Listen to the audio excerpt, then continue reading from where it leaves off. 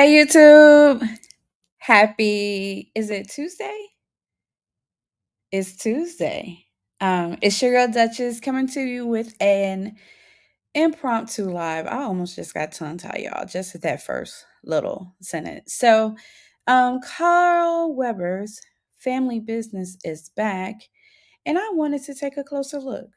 Um, some of the things that I wanted to do with this channel is to get into some live discussions on how the representations that we see on TV, what we can take from that, either positive or negative, those experiences that we're watching, and see or discuss how they can be applied to everyday life, just by kind of taking a deeper look, opening the discussion on some of the things that I see. And um, family business has caught my attention for sure.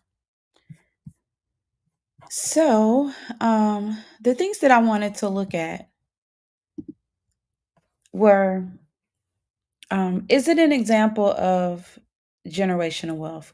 Can family business, with all the violence that goes on um, in this show, right? So there are some things that are kind of, not so pleasant, but it's TV, right? But as I was watching it, I love the family structure. Like, I love the dynamic. I love their lifestyle and how they're living, not you know, the crime mob life thing. I'm speaking on um just their structure. So one of the things that stood out to me was the family compound. I thought it was interesting how everyone lives in the same home, right? Of course, it's a pretty large estate that they have.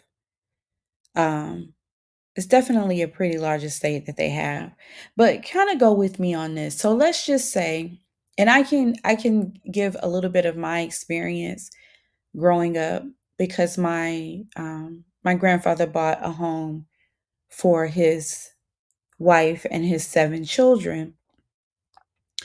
Um, they were the first African American family to kind of move in on this street. And it was a nice home, pretty sizable amount of land. I won't get into what happened with it all, but it was for his wife and his 7 children. So we have kind of, from my experience, we have a practice within our community, that when children turn 18 years old, they got to get out the house and get it for themselves, right? Some children even leave the home as early as 10, 12, 13 years old, because the dynamic is just that toxic for them, or they're kicked out, or, they're abused out, whatever that looks like. We don't have a collective practice or a standard of children living at home past the age of 18, right? That's one thing.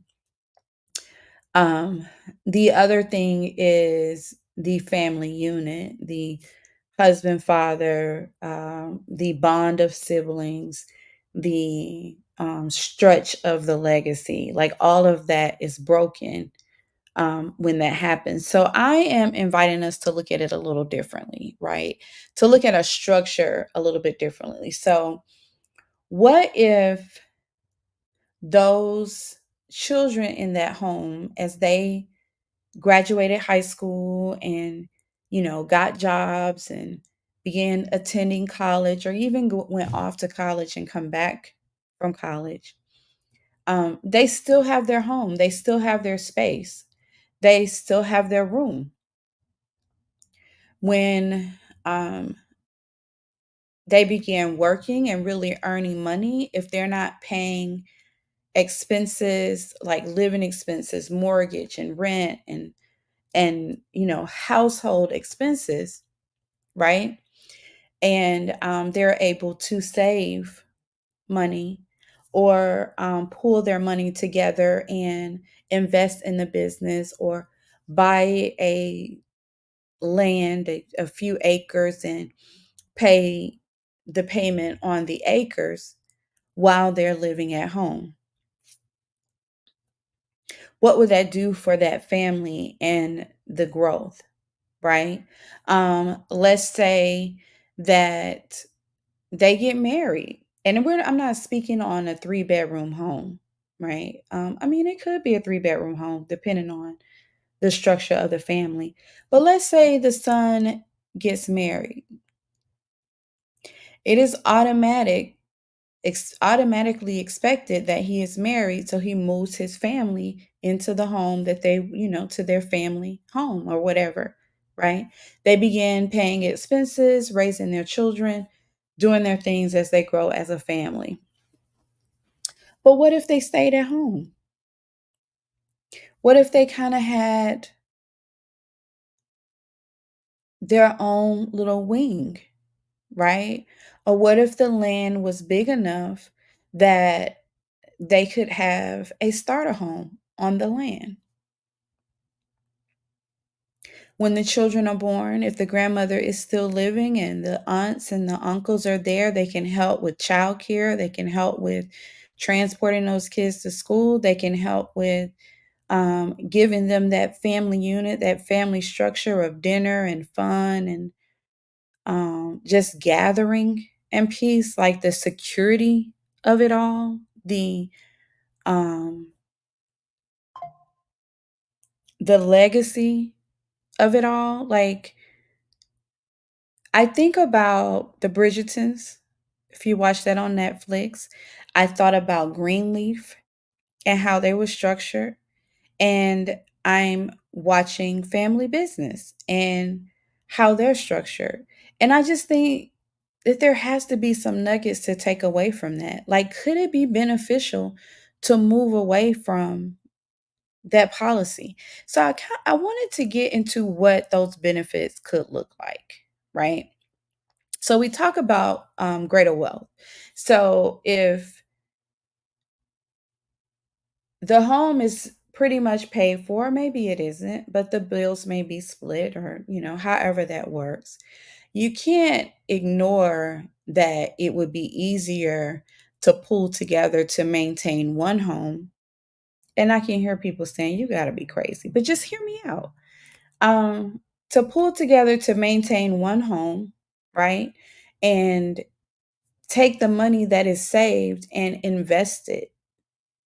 What if there is a family business or someone has a really good talent that could start a business and it kind of goes into that and building the business? Because some of the hardest thing is financing. We talked about land, acquiring more land. If you buy, a few acres and, you know, two people in the home, let's say a son and a daughter in the home are bringing in 50,000 a year and they're really only paying $250 a month to contribute to the bills. Mom is stable, mom and dad is stable, they're doing their thing, they're retired by this point, or but definitely nearing retirement. So if children are born and that sort of a thing, there's help there, and the security of that all, right? And the security of that space. So, just for example, if that was the case and you build this land over here and you're investing in that property, that land over there, maybe build a rental property or a small apartment community. I'm just speaking in real estate at this point. Um, how much further would that reach in building generational wealth? How quickly could it happen? I'm just kind of throwing these things out there. Um, what about the second generation? Their children. So you have the mother and the father and their kids. That's the first generation, right? They stay at home a little bit longer. Let's say they stay at home until they're 25, 26. you know, and invest their money, get their education, invest their money, get some things going that brings in a second set of income or maybe even a third set of income. They get married and move into their home or, start building their families. They have this business kind of up and coming over there on the side, and the family is just that much stable. So I just ask, how beneficial is it to have the requirement that your children leave home at 18? It's time for you to figure it out. Like, to push them into the struggle so that they learn, um, how to survive.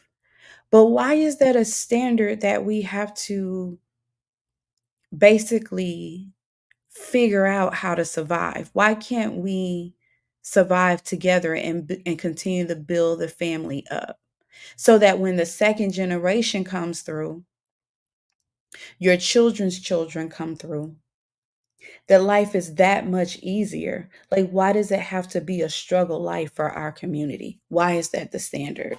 And I think family business, if you separate the entertainment gangster piece of it all and really look at how this family is structured, I think that there is some benefit there just to even look at it, just to kind of even take away from that piece. So that gives you kind of a head start in building generational wealth. Like, it's such a big topic. And I am one I will admit that it is definitely a goal of mine. Um, and I can get into that more in this live or in another live or whatever. But I do like that their children are living at home, even though they're adults, even though they have gotten married and had more children. And that sort of a piece, the amount of money that they're saving and investing is affording them the opportunity to kind of have a family compound, quicker ownership. If you have land that you've developed and within 3 years you've put a couple properties on there or made some small apartments or however you use that, that is income that's coming in, that is residual income because you're not using it for living expenses. That income can go into another property or another land. So when that second generation is coming up, where are they going to have to be forced to work for this country? There's a whole business that's brewing in that community, I'm sorry, in that family, that the children can be raised up and groomed to run. Like, if you think about Ford, I think, was a family company. Walmart is a family company. None of those companies look like us, but it's certainly something that can be done even on a larger scale, or a smaller scale.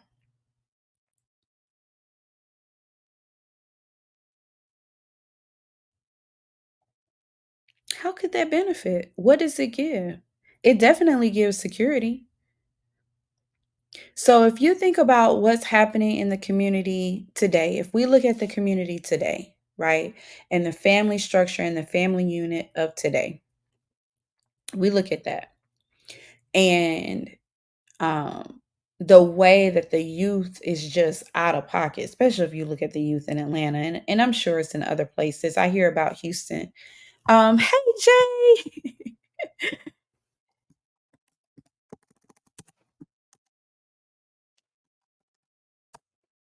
Hey, Jay. So happy to see you, girl. I am just kicking back talking about family business and how the example can be used in our community to propel us forward. So, um, I was getting to, looking at the youth and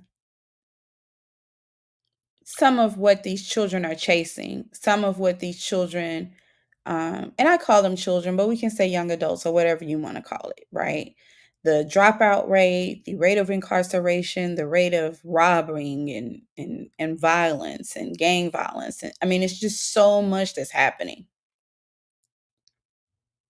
If you kind of research where those children are coming from and the lack surrounding that community, I think that you can connect to the savagery of it all.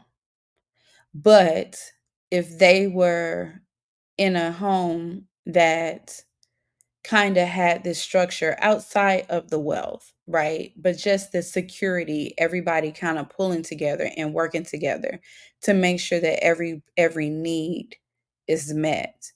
I just don't think that you can negate how much more resource in terms of funding, in terms of money and security that would bring to that household. Now, somebody would have to be a leader in that situation and ensure the structure is intended to move the family forward, but it would definitely increase oversight of these kids. It would take away some of the lack and desperation. It could possibly take away from the unhealthy relationships that they bind themselves to. I'm sorry, young girls and young boys. It could take away from that because you have um, an uncle in the home that can pour into you, um, or that's just at home for oversight when they start kind of like trying to sneak off and get into things, you know? Um, I just thought that that was fascinating, you know? And versus if you look at it versus what's kinda happening today or what the structure is like today, could there be some benefit in allowing the children to stay home longer, not to play around and not do anything, but just kinda providing that structure, providing that space? The sense of identity, the sense of family and identity and the weight of the name of that family, like, that carries weight on a young person's mind, um, considering the presentation is fair, considering the presentation is there. But if you belong to the Duncans or, and the Duncans are known to kinda stand up in their community, they are known to not be um, the family that you wanna kinda tussle with, right?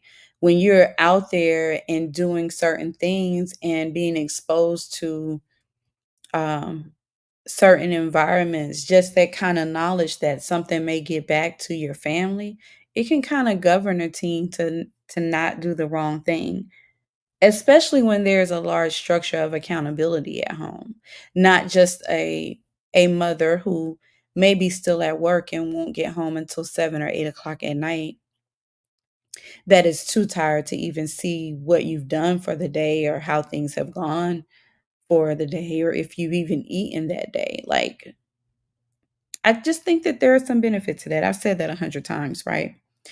Um, so we talked about greater wealth. We talked about ownership, you know? Um, we talked about legacy, we talked about security. Um, where did this practice come from? Like for me, I want to be present for my grandchildren. And I know that we've gotten away from that. Like everybody's outside and that sort of a thing. And I think I can still be outside and be present for my grandchildren. And hopefully I have another 4 or 5 years for my grandchildren to start coming into this world. But I want to be present. I want to be present for my daughter-in-law. I want for my son and his family to have a really, really, really good start, you know? I would love for my grandchildren to be employees in my business. I would love for my grandchildren to kind of learn my business. Um, I'm working on that structure now, and that's what I'm fighting for, the legacy of my family and my lineage, which I only have one son, but prayerfully, I will have things to where they will not have to enter the country's workforce unless they want to. And not saying that they're going to have a free ride, but just that there is enough structure and enough wealth there that they can have comfortable lives and pursue their dreams, really, really get into what benefits their soul and what they're really called to do, and not have the pressure of just settling or working 2 and 3 jobs just to make ends meet and that kind of thing. Like I view that as just another form of bondage. I won't use the other term because that term is way too weighted, but it's definitely another form of bondage to just kind of work until you die. Work, pay bills, survive until you die. And kicking our kids out at 18 and, breaking up the family like that and all of that, that's kind of what it's like kicking them out into bondage. And I just kind of wanted to introduce that thought and give us some food for thought with that.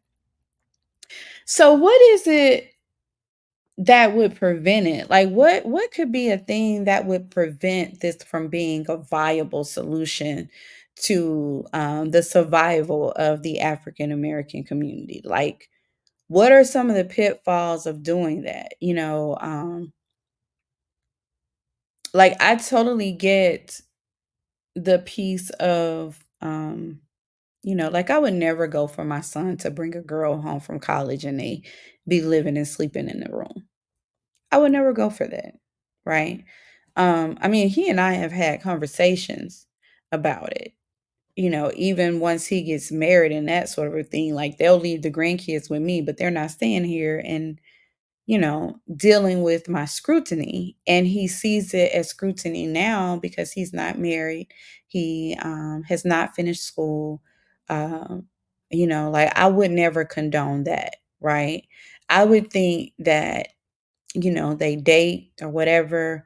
Once they plan to get married and become married, that I have a home big enough and a space large enough to where they can kind of have their wing. I know this sounds really crazy. Like I have a mother-in-law suite basically in my own home, but just that they kind of have their wing or their space or an entire floor to start working on their marriage and building their family and continuing to work and thrive and do, but they're not supporting an entire household on their own. I think that that structure will afford them the opportunity to maybe even retire at age 40 and have businesses popping from everywhere, or even another business that when their children are coming up, they have a comfortable life. And they also have their grandmother nearby that can kind of help with the raising and nurturing and that piece of it. I haven't even gotten into the nurturing part of it. Um, but what are some of the things that would prevent that, right? One, especially if it's multiple siblings or um, even a cousin or something that's happened to be living there. In my experience, I've seen jealousy, um, competition, and selfishness, you know, because not everyone is going to have that ambition type mindset. Someone may have kind of like an artsy type mindset or whatever. Um, if one is more studious than the other and they're making more progress, you know, you get that kind of sibling rivalry kind of thing coming into play, or even the jealousy of it all, or the competition, the backbiting, like that piece of it. Those are some of the things that could prevent it. Rebelling, just kind of wanting to do things your own way and getting out there on your own and finding out that it's not worth it and ending up back home. Like today, because cost of living is so high, there are a lot of young adults who are college graduates. Um, and we won't even get into them being college graduates and can't find jobs in their field, and they're having to take jobs that's not even in their field, but they end up moving back home um, because they really can't afford it. So it's like the structure is kind of shifting that way anyway.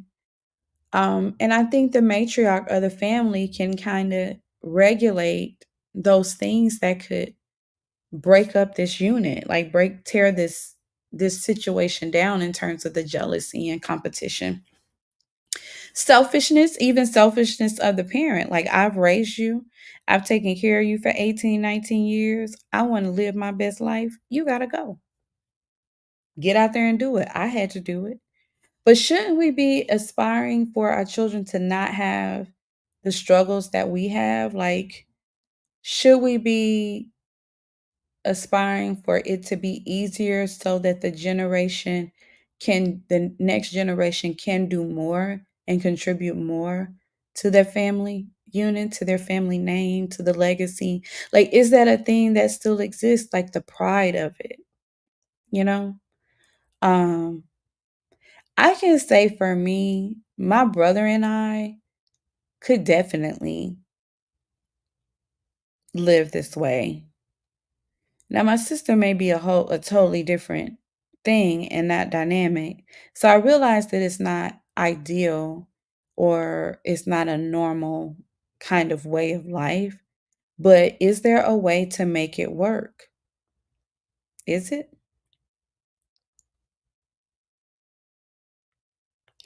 Does the benefit um, outweigh the risk? Like this change in structure, does the benefit outweigh the risk? What are the benefits to that structure? Like we kind of talked about that. What are the risks? We didn't talk about that, but these are just questionings. These are just questionings that I'm just kind of asking. And I still said the same thing, questioning. These are questions that I'm asking, you know. Um, because in family business, there was a scene where London came in, like the mom and the aunt were kind of like talking, I guess, in the kitchen or the foyer or something. Like they were having tea, morning tea or something like that. And London came in with the same clothes she came had on last night. And her mom peeped it, right? And her mom was like, "You was out, you know, like, wait a minute." And London quickly was like, "Listen, give me my peace, give me my space. I needed some time." And she went on upstairs to get her daughter up, said she wasn't going to be sleeping all day or whatever. But it was it was respect there on both sides, right? But it wasn't something like, "Oh, I can't wait till I get out of this house." It wasn't that kind of pressure. Junior and his wife are going through some things, and she was in the kitchen. And the auntie had kind of rolled up on her. I think she was going to make breakfast or something for the family. And, they were able to have a heart to heart that was beneficial for her. And I mean, she could be at home dealing with that by herself.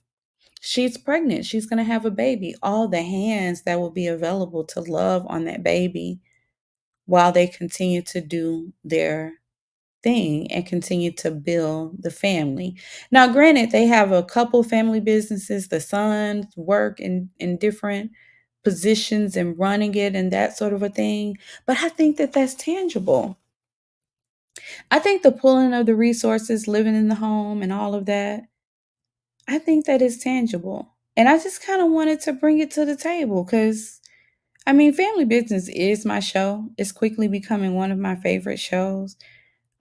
The danger and the gangster and all of those pieces, they definitely entertain me. Um, their lifestyle, I mean, of course, is very elaborate. So I'm not selling pipe dreams here. But like I said, I do like how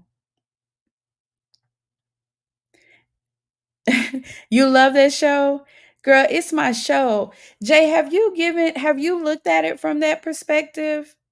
Like with um with how they're structured. I know you mentioned that you had a lot of brothers, um, that you had a lot of brothers. You didn't have a sister, but you had a lot of brothers. And I chuckled at that because you said, you know how brothers can be. And I totally get it, right? But what do you think about that dynamic? Um, is that something that your family could have survived? Would if it was your structure, how different would your life be? I don't really know what your life is like, but I'm just kind of throwing it out there. But for me, and this is before I watch Family Business, so this is not has not influenced um my decision regarding my son. I think what has influenced my decision, and it hasn't come up yet because he aspires to do what he needs to do. But what has influenced it is looking at this world and some of the challenges and all the things that are kind of showing up, and my concern of what it will look like when my grandchildren are coming up. And I know the presence that my grandmother had in my life, um, and definitely playing a huge part in the woman that I am today. And so, and I'm a person that can kind of, in terms of socializing and meeting and getting along and having a good time, I can kind of float between generations. Like I can hang out with the teenagers, I can hang out with my niece who's 7. My other nieces are in their 20s. Of course, there's a gap there. My younger cousins who, are considered young adults. Like I can hang out and kick it with any age group and have a good time. But I think that it would be nice for me to be there in case of an emergency, for my grandchildren to not have to. They said if I had grown up like that, I would be balling, balling. But my father was paralyzed, so my mom was working outside the home. I understand that. I understand that. So what if you had aunts that lived in the home that could help with that, where your mom would not have to work as much, outside the home, and like I grew up the way my mother was a teenage mother. So, and she had 7 siblings. And I think 3 of my uncles were already out of the home, but uh, definitely my mom's younger 2 siblings were still in the home. So I grew up in the home with my family. And I could not have imagined a greater childhood for myself. Like I had a really, really good childhood. And my family, although every family has its issues, that dynamic was very, very, um, I mean, the family dynamic is strong in my family. So I grew up with my uncles and my aunts, and, I didn't miss anything. I mean, of course, I went outside to play in the neighborhood and things like that, but I mean, I wanted to be at home. It was nothing that I was running away for everything. You said, however, I'm doing everything I can for my 2, though my daughter could have stayed here for how long, but she decided she wanted to move out. And I get that. My son is the same way. And I think for my son, of course, he is, he wants to be a man, and the pressures of being a man and standing on your own, and what just how society views that, and that piece, that's what's fueling him. And we haven't had this conversation. It's just like it's a decision that I've kind of made in my mind should it come up. But he doesn't have to leave. Like I think that he would benefit more from staying at home, contributing, and putting his money in places to where he would be set up in his 30s, to really, really go far. Um, but I understand about, her wanting to move out because there's freedom in that, and to be able to live your life and do your own thing. I have a really good girlfriend who is an educator and lived at home in her bedroom until she was 30 something. But the girl had like $80,000 in her checking account when she moved out. And we're not going to even get into the savings. Like she saved so much money, and her family, I mean, they straight. They're not, wealthy by any means, but she's definitely comfortable because of that foundation that her family gave her. I had a good childhood because even though my mom worked outside the home, The land we stayed belonged to the family. That's what I'm talking about. So I was surrounded by nothing but family. My aunts and uncles came over to help with my dad. That's beautiful, Jay. And I think I kind of picked that up on one of your lives that you kind of, when you were talking about your brothers, that you kind of came from that structure. So, and this is a good example because my point, I mean, my reason of bringing up this discussion is because of how family business is structured. But if this was kind of the staple, because that is, I guess, in the 70s, the 80s, the even the 60s, how a lot of, I don't know if you're Generation X, I definitely am, how they were brought up, right? And I think somewhere, we kind of, as we advanced as a people, we got comfortable and didn't keep the momentum. So I feel like we're behind the curve, really. That's a totally different subject. But what if this was kind of the structure?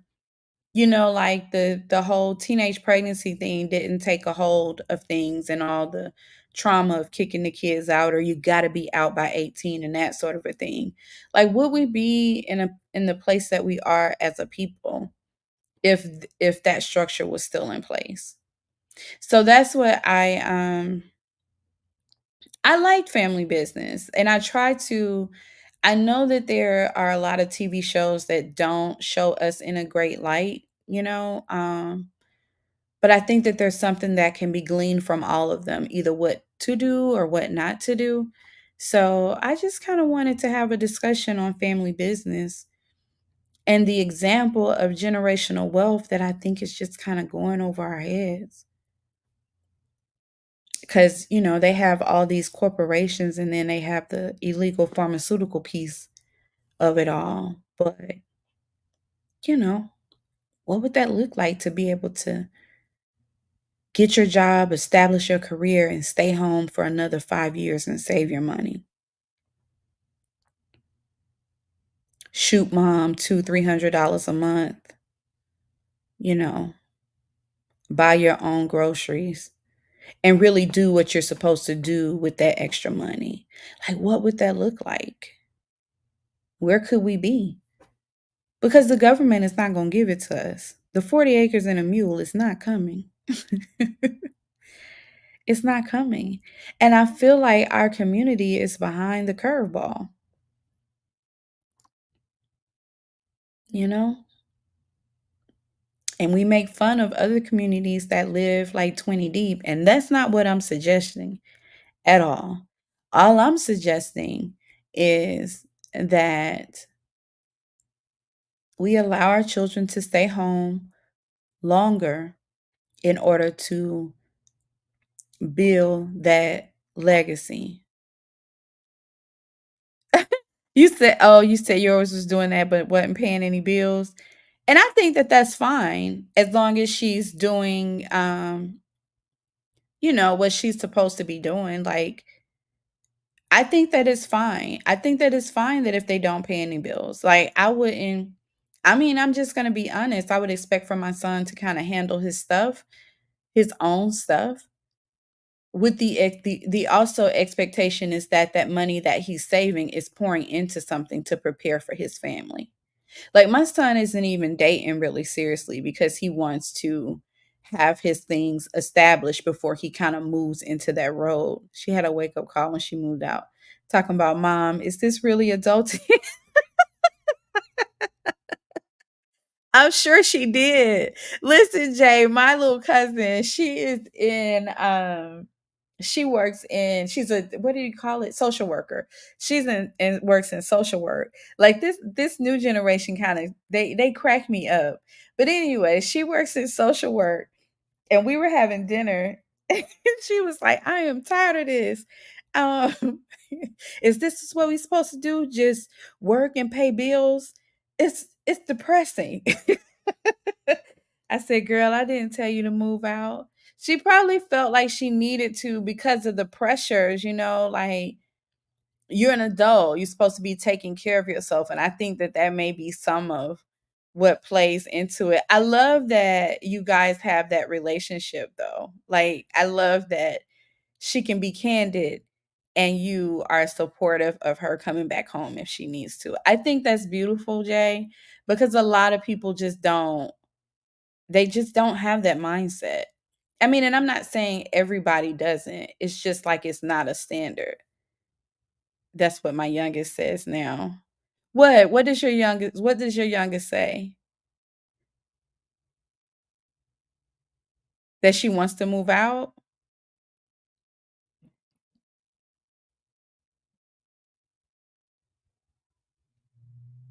I didn't catch that. Tell me what you mean by that. But I don't know, y'all. Like, what are we gonna do? Like, it to me, it really concerns me on how we're viewed. Oh no. Jay, I don't know why you don't never want to come up on my lives, girl, so we can talk. um, like hide behind the emoji and let's get the conversation going. But I'm a chatter, so and the youngest going to stay as oh she's gonna stay as long as she can. I don't blame that baby.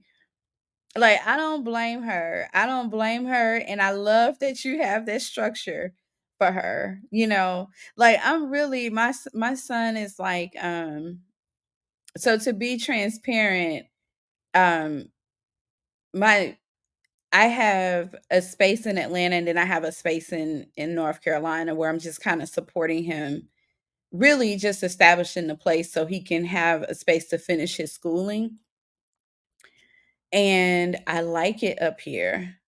I be doing other things in the background. Right. Exactly. Exactly. Um, but really, for me, I would have no problem with him, staying at home. And then even when he got married, to that they live at home. Like I travel, I'm working, my different spaces trying to build things up to where my grandchildren and their children don't have to work. And so I'm not a hoverer, not anymore. But I would love to be there when my grandchildren start coming in this world. Like I wouldn't want them to be in daycare and, going to after school or them trying to make sure that they're present for them and with the pressures of running a home and maintaining a business and just, or maintaining work and all of that. Like I think that there's some benefit there. So, I mean, he and I haven't had that conversation, but that's definitely where my mind is at. So, he's my only child. I have my nieces, which are like my children, but I mean, as far as who I gave birth to, he's my only one. So, I love that your youngest say she gonna stay at home as long as she can. I don't blame that baby. See, for me, and the reason why I think that this is speaking to me so the way that it is, because my grandmother passed when I was 17, like my senior year in high school. And there were some selfish actions that basically kind of uprooted my entire life. And I just think about what my life would have been. And not that I had a hard life in that sense at all. But it definitely would have been different. I wouldn't have been in the military. I probably, there's just no telling where I would be. Where I'm aspiring and working to be now. I probably would have already hit that had that not happened. Um, and that was the way my granddaddy was Indian. He believed in family. They had a very Indian upbringing, one for all for one, and that is what he was building. And so I think that's also something that's fueling me to kind of get that back on track. Just for his whole name and that legacy that he was building. It's a whole nother background in that. But I just thought that this was interesting. Girl, yeah, I was in the military for 7 years. I've had so many careers, Jay. I was an Army medic. So I've traveled and I've lived in Europe for 3 years, in Germany to be exact. I've had so many experiences. But what is funny is so I have a really good girlfriend from high school. We're still friends to this day. We met our freshman year in high school. And she was joining the military. Oh, you was too, but you was in the reserves. There's nothing wrong with the reserves. Did you enjoy the reserves? Because I kind of like the way that you guys have the freedom of, you know, what is it, 1 weekend out of the month and 2 weeks out of the year, and you get all those other benefits. Did you prefer, was that a preference, or would you have done active duty? Like, how did you get into the reserves versus active duty? I don't even think I knew the reserves existed when I joined active duty. But my girlfriend, she was going to join, and she brought it to my attention, like, let's do this. And like my family, you contemplated full time. I would do it all over again. Like I would actually do active duty all over again. But a lot of a lot of my family know me as Duchess. Like I came from a very sheltered, like that piece of my life was very sheltered. They don't even know my government name. A lot of them don't. And so the military was something that nobody thought that I could do. And so I did it. She brought it to my attention and she was like, I need a buddy. We can go in together and this battle buddy thing. And, would you do it? And I talked to my aunt about it and she was like, what? Like, no, Duchess, what are you thinking about? And my uncle was like, don't you dare. I did it anyway. Oh, they had you to do the split app as a junior in high school? And you know what I didn't know? How about in college? If you do ROTC in college, they will pay for your school and you go in as active duty as an officer. Like a lot of nurses were officers in the military.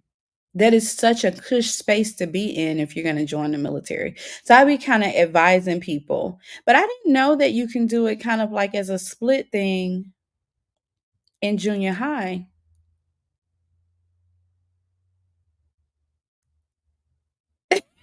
Your friend got kicked out. Girl, I know so many soldiers that got kicked out. Oh my goodness.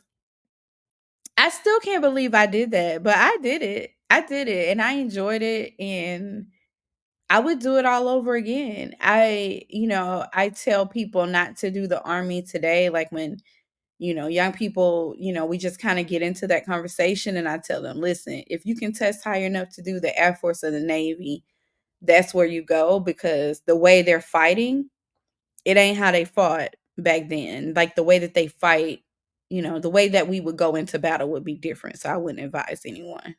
But that's probably not something I should say. Did basic one summer and the next summer you did your AIT. That's pretty cool. And that's pretty dedicated for you to do that in high school, girl. To spend your summer in basic training. Ma'am, I salute you. I don't know if I would have given up my summer in high school, girl. That's amazing, Jay. Amazing. Do you get any of the benefits and stuff? Like, I don't know what the benefits look like for reservists or how to. I do have a friend that retired as a reservist, but we worked together in radiology, but I don't really know what like we weren't working kept together by the time he retired, so I don't really know how he um how he fared with that. But girl, that's amazing. That's dedication and discipline. Kudos to you. In high school? Yes, ma'am. I love it. Ah, I totally get that. I totally get that. Jay's from Jay's View says she just wanted them to pay for school. My parents weren't letting me do anything. I mean, I think that it's a beautiful journey. My little cousin is he's not little. I mean, the boy is grown, but I was his first babysitter, so he'll always be that to me. But he went through like I think he may have done 3 months at college, like 1 semester at college and decided it wasn't for him. And his mom was not happy. This is my uncle's child, but his mom was not happy. She had a lot of plans for him. And so he joined the Air Force. He's a firefighter in the Air Force. And he's got maybe 7, I wanna say maybe 7 more years. He's in England now. He has 7 more years and he's gonna retire.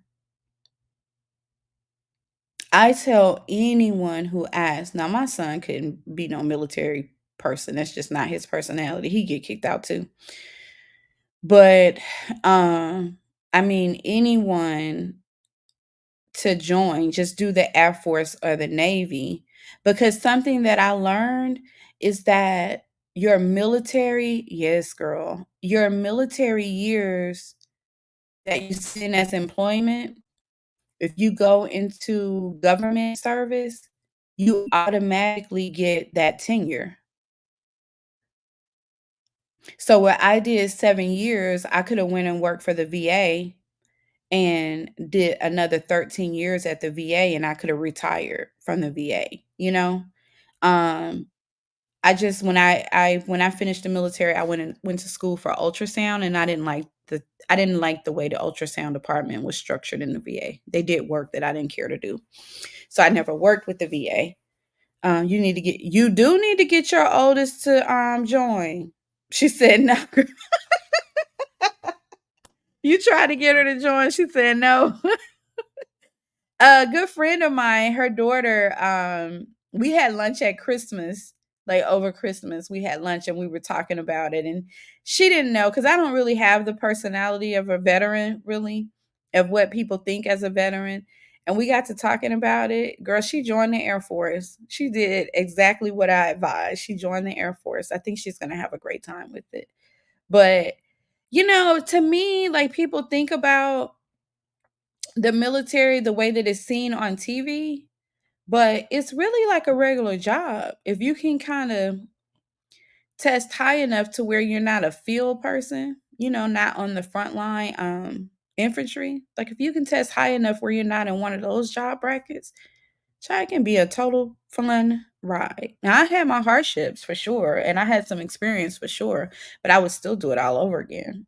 The benefits you can't beat it, which you don't think about until you're at this age, right? But the benefits you can't beat it. She said no. I don't blame her, but I'm telling you, girl, listen. Germany is how I became a whole mom. That was not supposed to happen. I had a great time. I had a great time in the military. I had a really, really good balance. Really, really good balance as a service member. Shout out to the government. I wouldn't do it today.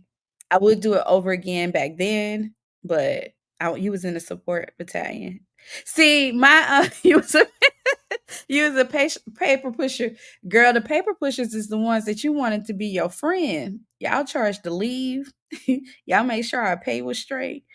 Um, my cousin who was in the Navy, she was a paper pusher. She does it as a civil service now.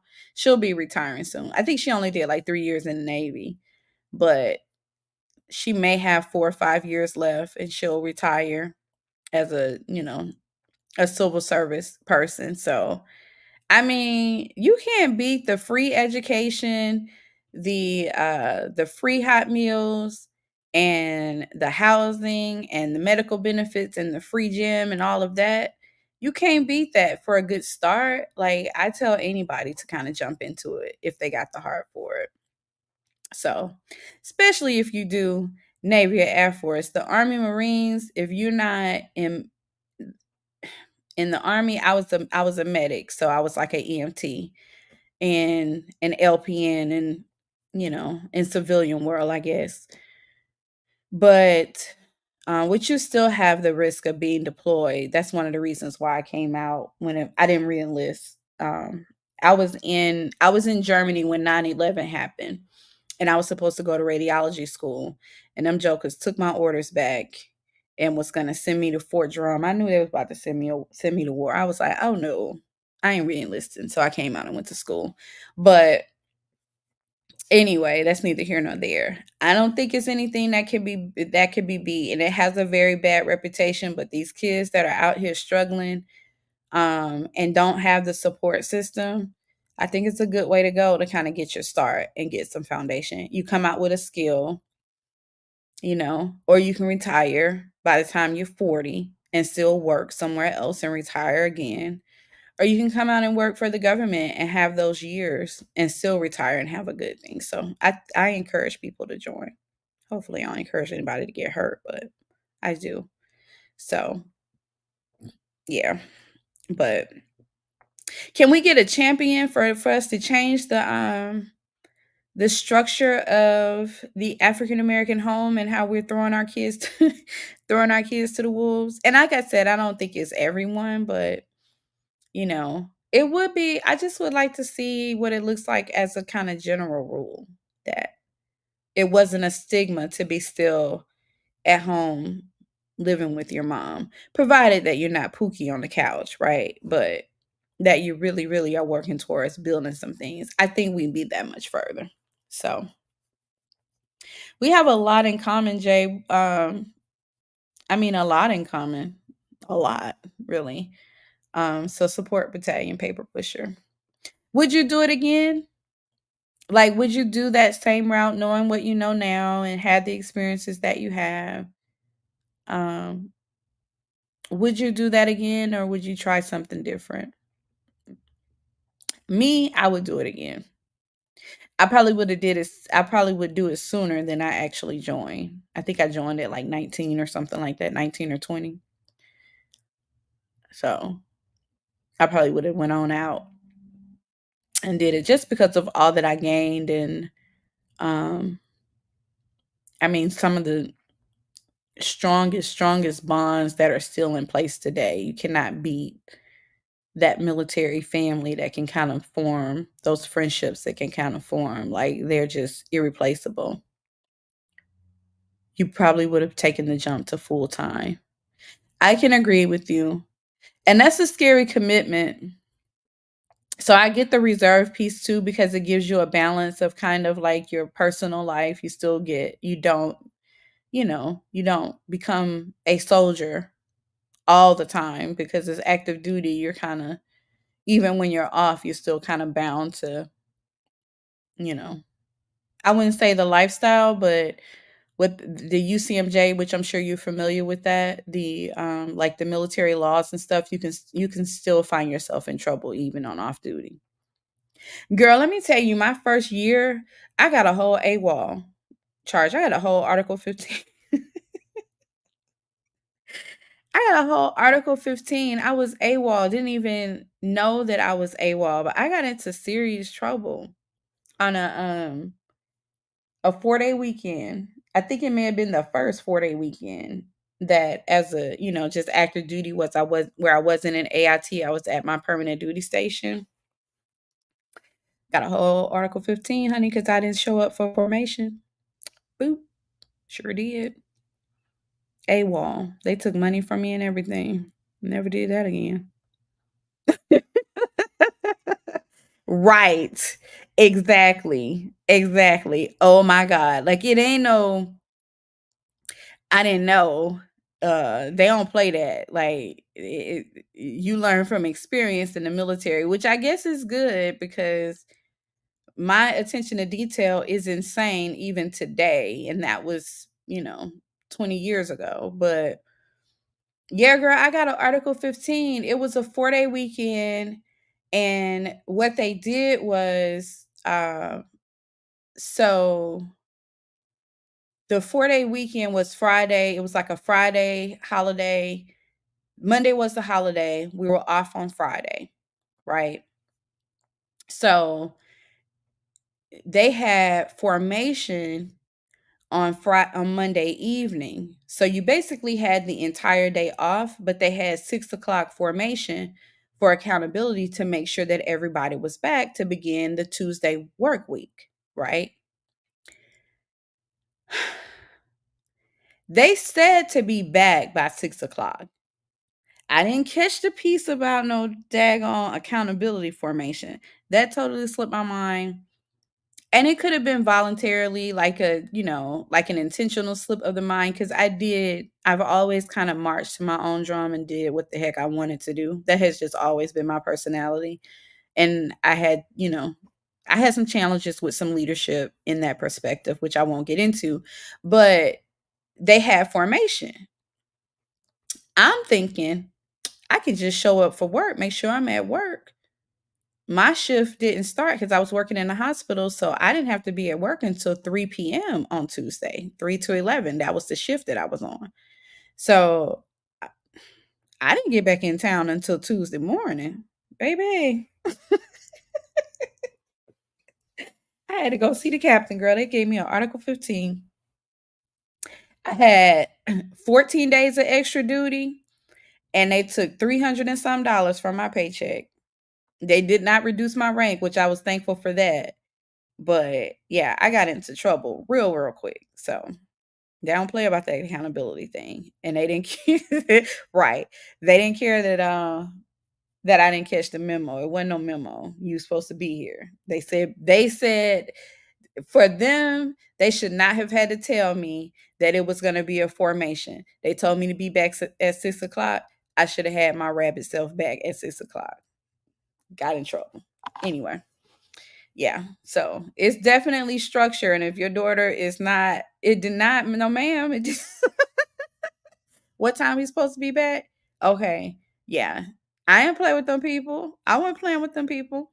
Because another thing about the military, if you get two or three, so if they have what they call like company Article 15s, where it's just your captain or whatever, so you can only get two of those. If you get a third mishap, and they don't all have to be the same, it's just kind of any violation. If you get a third mishap, you send the battalion commander and they can kick your butt out. Like they don't play about that. You know, it's war readiness all the time. So accountability was everything. But no, ma'am, it did not happen again. Now I figured out some ways to do what I wanted to do when I wanted to do it, but I didn't push it that far to the limit for sure. I was covered. Made sure I was covered after that. But yeah, I can tell you one thing, Jay. If when I came out of the military and I had the structure that I had that these people had now, or even when I was like 17 when my grandmother was living, girl, I would have been straight.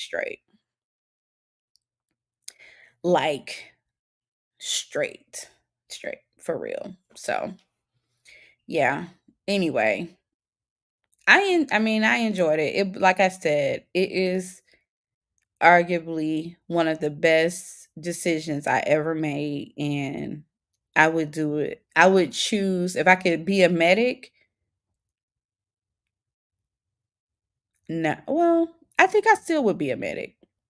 But if I couldn't be a medic, I would do Air Force, cuz the Air Force when they be on deployments and stuff, they be staying in hotels and stuff like that. They're like the civilians of the military. They are the intelligent group, and they do not have the same lifestyle as everyone else. So I definitely encourage people to do that. But yeah. So tell me this, Jay, about family business. Like who is your person? Like who is like your favorite character on that show? I think Chippy is mine. I like me some Chippy, and of course, I got a crush on Orlando that's forming. He don't know he my boyfriend yet, um, but I like him. But I think my favorite character on the show is Chippy. That's my girl, cause she gangster when she have to be, and she's scary when she have to be, but she's still a mom. Like she's still a mom. She's still you know shaping the family and all of that. And she got Elsie's back. I like that about her. But you would have did Air Force? Yeah. It's so easy. Oh, Sasha. Sasha was a beast. Sasha was a beast. I wonder if anybody's gonna get killed this season because they definitely dealing with a lot of that. Like, you know, I wonder, and I also wonder what's gonna happen with Orlando's son because he's got to come back in 2 weeks to get that treatment, and now they on the run because some people looking for him. Or even if the doctor doesn't get killed with the interrogation of trying to find out where he is, because that's still going on. So I'm excited to see what episode 3 will bring. Um, but yeah, I just thought it would be fun to kind of talk about it. She irks my nerves on sisters though. Girl, her little dense self. Oh, honey. Listen, I can't. Jay, did you watch Basketball Wives? They had a commercial that aired during Basketball Wives. And I see Danny is going to have a conversation with Karen. Like, she's like, I'm sick of your old stuff. So I'm interested to see that. And I see that Andy is bringing in Fatima on her Gary woes. But she irks my nerves too. She's like, she just does dumb stuff. She just, it's like, really? But here's what I think about women really do be making this, and I'm not, I ain't judging or ragging on nobody. It proves she's a great actress. I would say so. Do you think she's had plastic surgery on her face? Because her boyfriend definitely did. I think she had plastic surgery in that cheekbone, in that cheek area, kind of. It looks like she did to me. But I am not one to be judging. Like, I don't judge people on their decisions or whatever. If you like it, I like it. Well, I may not like it, but I'm not going to say anything. So I'm really not coming from that perspective. But there's a lot of women that don't make the best decisions when it comes to, you know, their male groups and their dating life and even, you know, career things and stuff. So I kind of I kind of like that they're portraying some of this stuff, although it's so irking, um, and nervous and nerve-wracking. I kind of like it because I think there's some benefit in kind of seeing what it looks like and where it lands. So, um, I thought so. I guess it's a really good job, maybe, um, because to me it just seemed like she did something with her face. I mean, and it hasn't piqued my interest enough to kind of go back and look at other pictures. But when her husband did it, I don't know if she's married to the guy who so do you remember when Sabrina was dating this guy?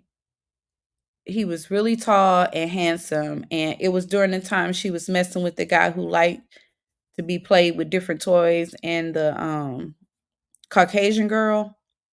I can't think of his name, but um she had dated him for a moment. He was really tall, handsome, very muscular like, and apparently he was okay. You remember him, that guy?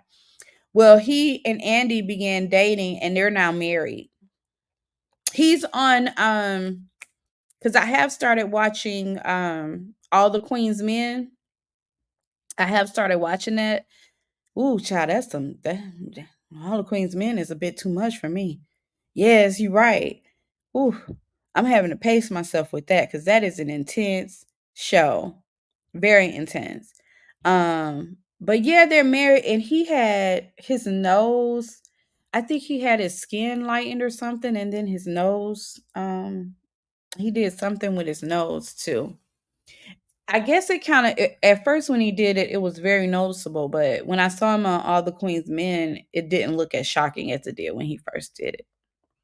But yeah, he played on there. So you watch All the Queen's Men? What happened with him when he accidentally killed that girl? Does he go to jail for that? That's the episode that I'm on. You like that show too? I'm enjoying it, girl, but it's a lot. All the Queen's Men is something else. It's something. Ooh, shows, Madam is not to be played with. So where I am on All the Queen's Men, she didn't kill that Cortell lady, the daughter with the guillotine thing. She chopped her head off. And um Andy's husband, I can't think because I ain't got these names together for real. His husband, her husband, um, was having to get down in the bathroom, and he like had picked her up and put her against the wall, but her head went against the, I guess, the shower thing or something, but her head was punctured and she died. So they're getting her body out, and the ex-girlfriend, who is the DJ, has kind of walked up on them like, "What y'all doing?" That is the episode that I'm on, and Madam, well, the end of that episode, and the Madam has to go see the Cortell dad and explain why she killed that man's daughter. And so it's like they're leaving the club or whatever. I don't know if she's gonna go or what's gonna happen with that, but I was like, "Oh, I need a break." So I may catch up on it. I started watching the show Down in the Valley. I don't know if you've seen that one. It's um it's kind of a spin from P Valley, but it's more a it looks like it's almost like a reality TV show, but not really. It's a No, he doesn't go to jail. I'm waiting on the new season. And I'm trying to catch up before the new season. So what I did was I watched so the last season I haven't gotten to any of those episodes. I went into maybe 3 episodes of the season before the last one to kind of get familiar with it, and then I'm going to watch the rest of the season so I can be caught up. But okay, so there's a show, it's on BET Stars. It's called Down in the Valley, and it's set in Memphis, and it's following um exotic dancers, but it's kind of giving a real life glimpse into the rest of their life. It's like 4 or 5 girls that's in this club that they work at, and so it follows their real life experiences. I haven't even finished the first episode, but it seems like it's pretty interesting. And I like it because, well, I like what I see so far because to me, it's kind of interesting to see how people get there. That they, of course, there's a stigma around those girls and what they're doing, and how they feel about what they're doing and that kind of thing. So it's just kind of interesting to see their perspective and why they do what they do, and actually what they're going through and may not be going through, what we're projecting on them or whatever. Um and some of their lifestyles and things, and how they stay in it or get into it or whatever. It's kind of interesting to me. I like to you know, I won't say that I study people because it's not that, but I like to see what make people tick really. Um, and I don't like how we're so judgy and judgmental as a people on folks' choices, because you just never know what someone may be dealing with. Um, and so I kind of like it from that perspective. So I'm watching it. We'll see. I don't know if I'll review it because I'm already kind of reviewing some toxic shows. I'm reviewing Basketball Wives and that kind of thing. So I don't really want to turn my audience off, the subscribers that I do have. But I just always think it's something to glean from, you know, what may be so unpleasant. It is real life. They ain't just making these people up. They do exist. So even if it's kind of like what not to do, I think it's worth watching and kind of talking about it. So anywho, it's on BET Stars. No, BET Stars is not a thing. I learned that just recently. So Stars, it's on Stars, not BET. But what do you think about Basketball Wives? I know you're watching it. Did you do a review on it, Jay? On Basketball Wives? I'm gonna check out your review if you did. I kind of did some other work today, so I haven't really been on YouTube. But I wanted to come in. I'm trying to get more into the live and bring in discussions to the table. But um, Evelyn, child, Evelyn, something else. We're gonna have to talk about her. We're gonna have to talk about Evelyn, cause girl, she's something else. Um, I don't know if you watching it, but I'm annoyed with Evelyn. I'm just gonna go ahead and put it out there. This is totally out subject, but Evelyn is digging into Jackie's background, like private investigator work and stuff. You haven't gotten around to watching it? Okay, let me leave it alone. I'm gonna leave it alone. I did do a review though. I reviewed it. I posted it today. I need to do some, some shorts and stuff and kind of get it out there. My traffic is kind of slowed down on my channel, really, which I knew that would kind of happen. So I'm not concerned about it. That's a whole nother piece, really. Because I said that when I started the YouTube channel, I was just going to do the work.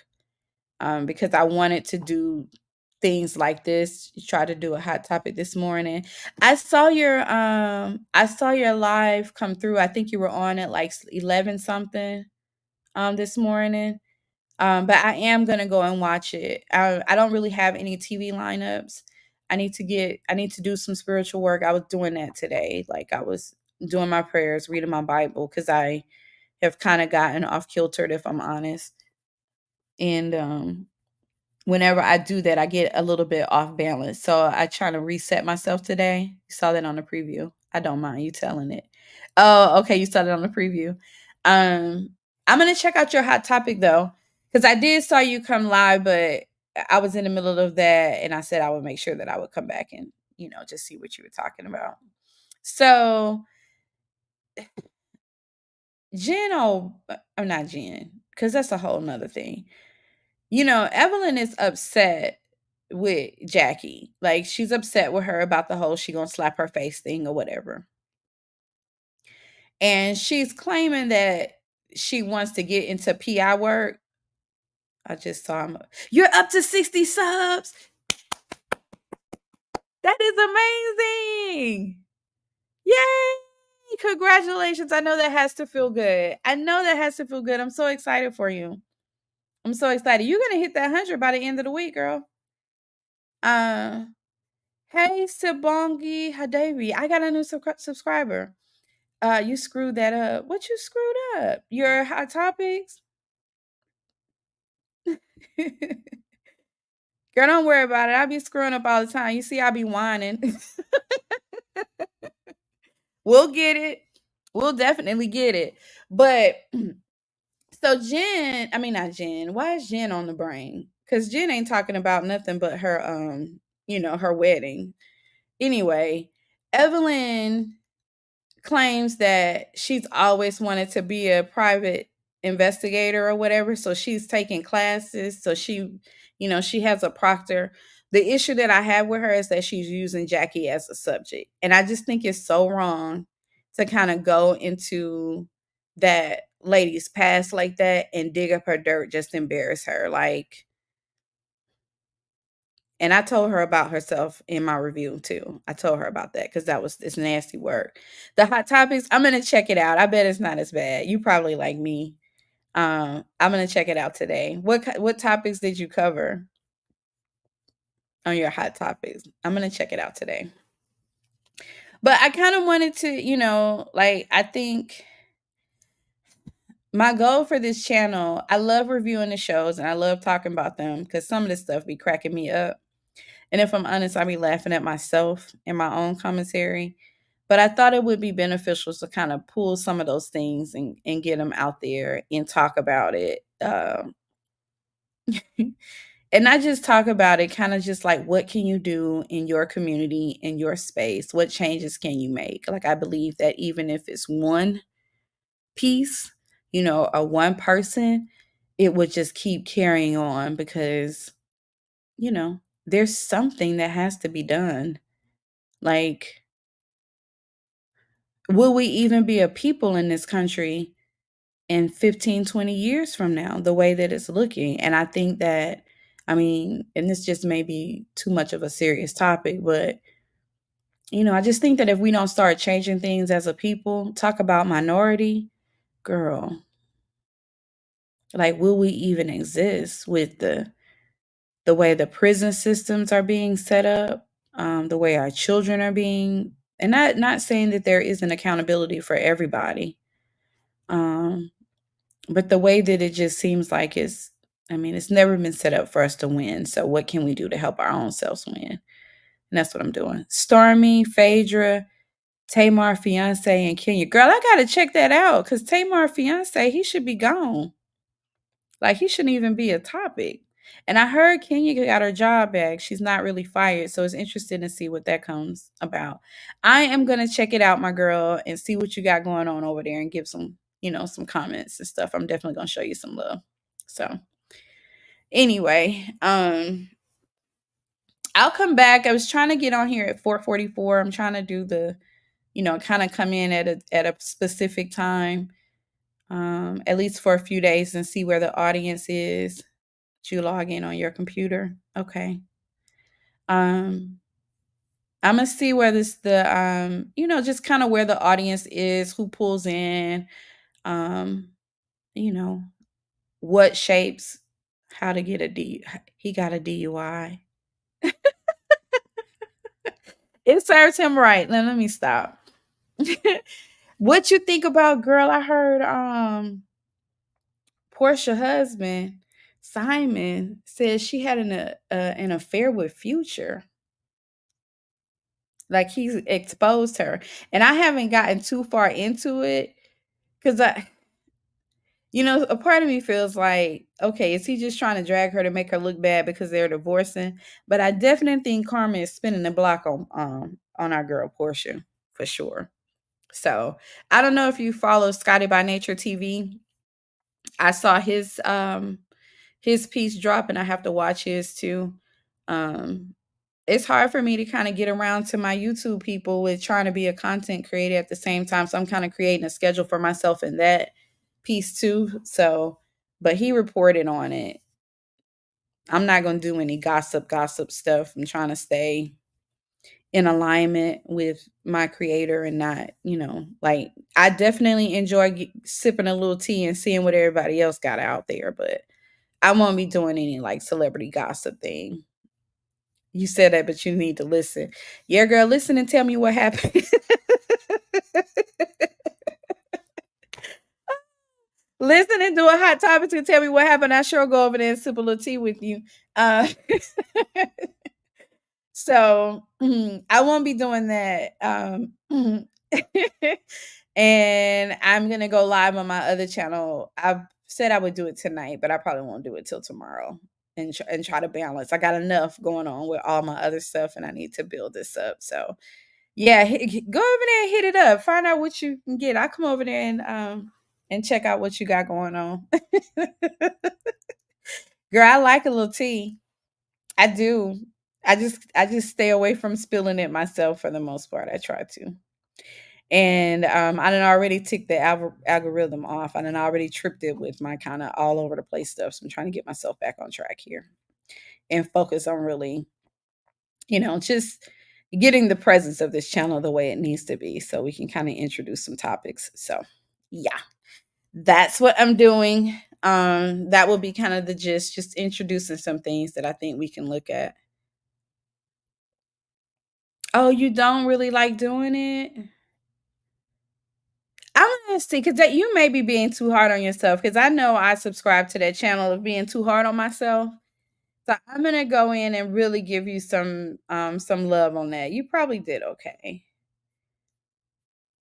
but you don't like really doing them. Maybe there's a way that you can put it out there and put like a positive spin on it, or maybe from a learning perspective or something.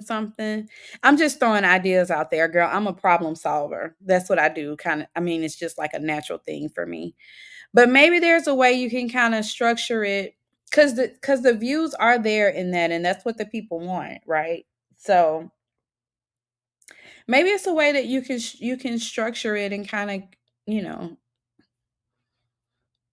I don't know, lighten it up a little bit somehow, or put a positive spin on it so it's not just like spilling the tea. I'm just kind of throwing some things out there. But I definitely will check it out. I'll check it out when we get off live and see what you got going on over there. Cause I bet it's not that bad. Did you do it live, or did you put put a I was gonna say an emoji, an avatar on it? Were you avatar, or were you completely live?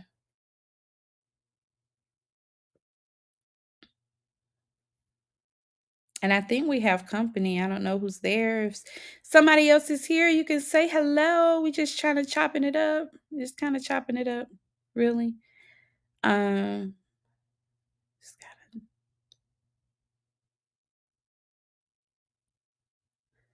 Oh, you feel like you just got a troll because this guy said he plays Sebastian and he liked your review.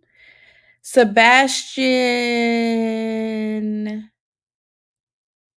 from Family Business.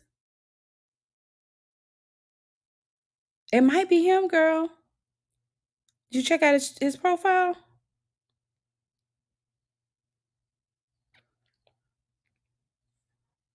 Okay, you're online at the end. Okay. So Sebastian, girl, I'm so bad with names. I think yeah, Sebastian is on he's on Family Business. So that Sebastian,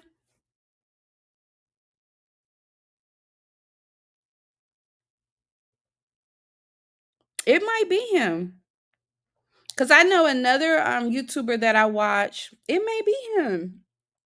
Um, just if he try to get you to show some of your analytics or get access to your analytics or something like that, like, which I know I don't have to say that, but I've um seen couple people that get started and then they trust these people to kind of help their followers or whatever, and then their channels get taken, like their channels get hacked and they have to start all over. But uh it could be him. I would check out the profile. Look, I'm gonna go in there and see the comment and check out his profile. Oh, you don't believe him?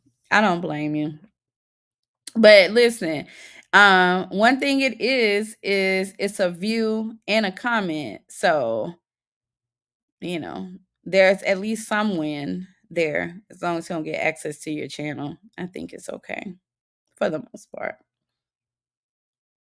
Cause like, why wouldn't he say his name? He's the actor that plays Sebastian. Like, I would say I'm such and such. You know, I don't know.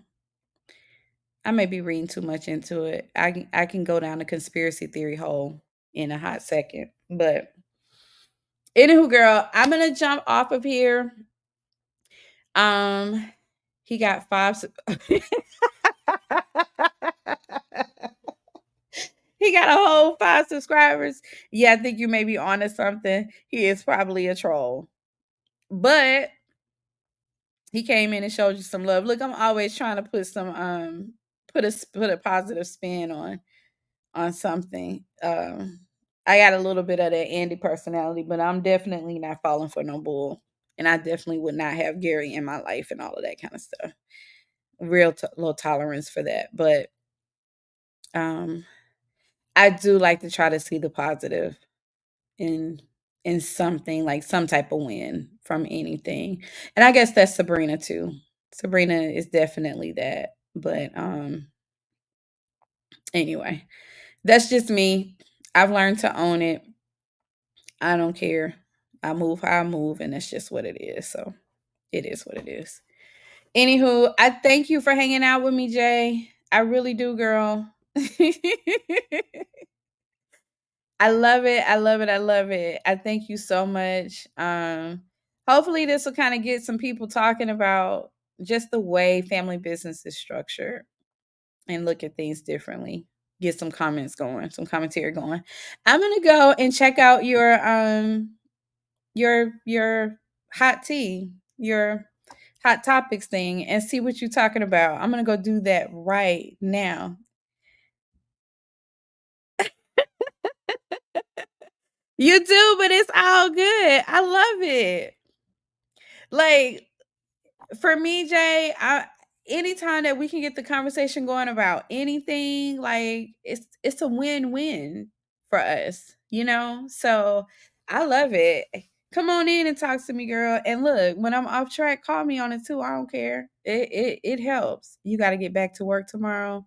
Are you on vacation?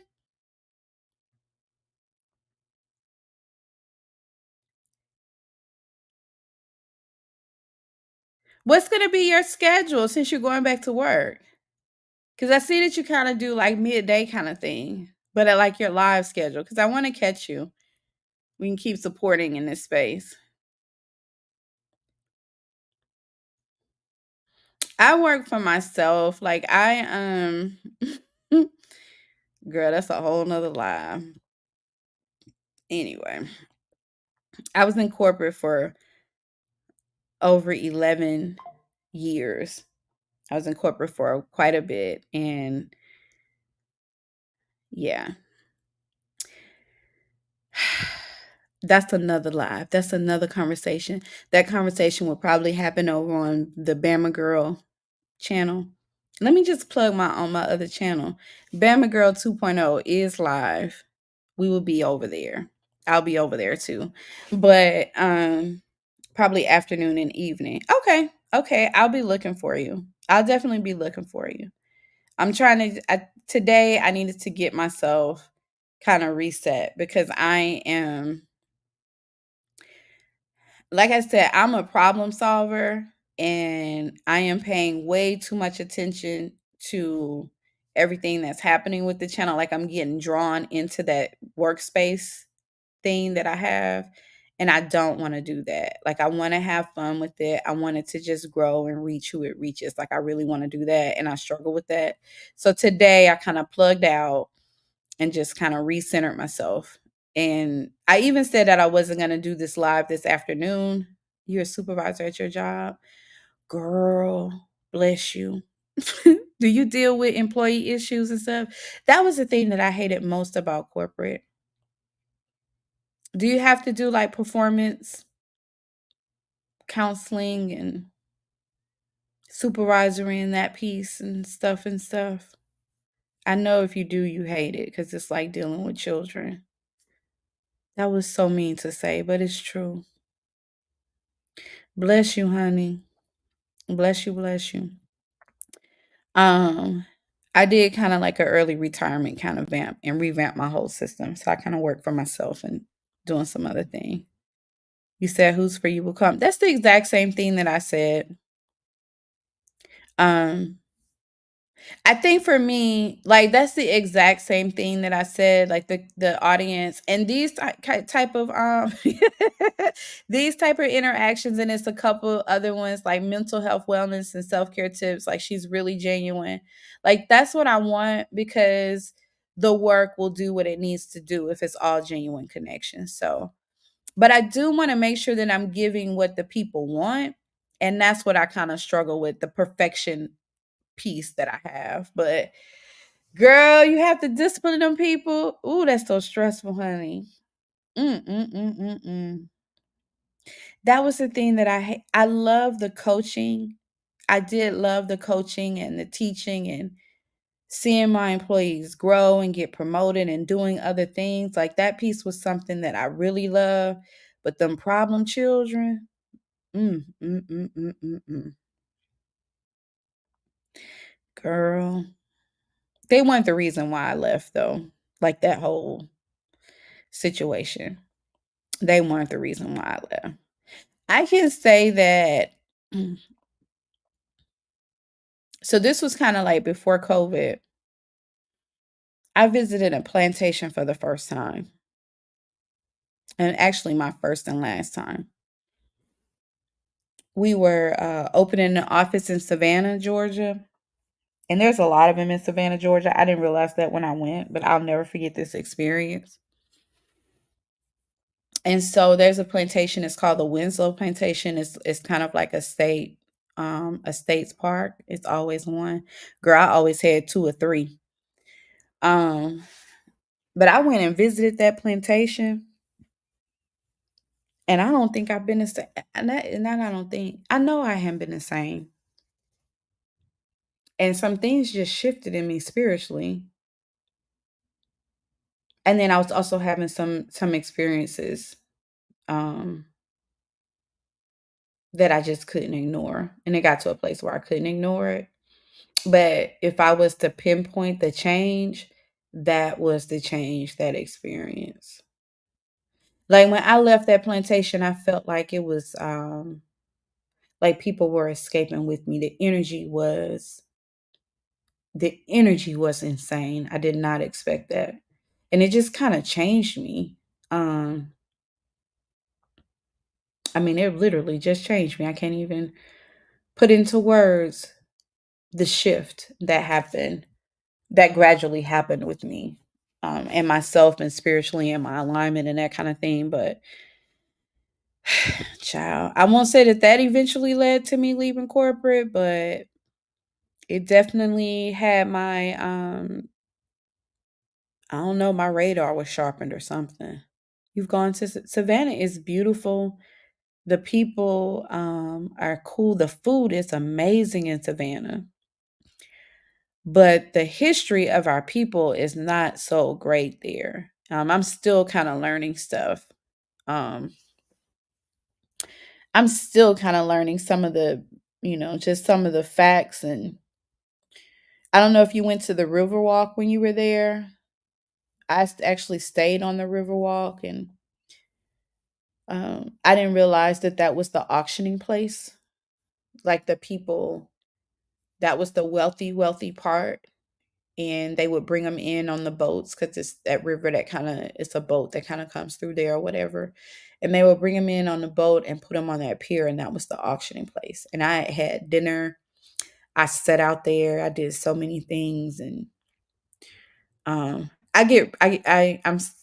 sensitive to that era. I guess I don't know, you know, but that plantation. What was interesting about the plantation is that the family. So they sold a portion of it to the state, and it's like a state park. There's a generation of a family that still lives on the plantation. But that, of course, their home was not where you could go. It was kind of like, sectioned off or whatever. But what was it's so interesting to me, I didn't even make it over to where the quarters were, like the slave quarters were or whatever. I never even made it over there to that spot. The energy was so crazy. It was to get to where the master's house was, it was about probably 2.5, 3 miles, maybe in about 3 miles from the road to where the master's house was about 3 miles.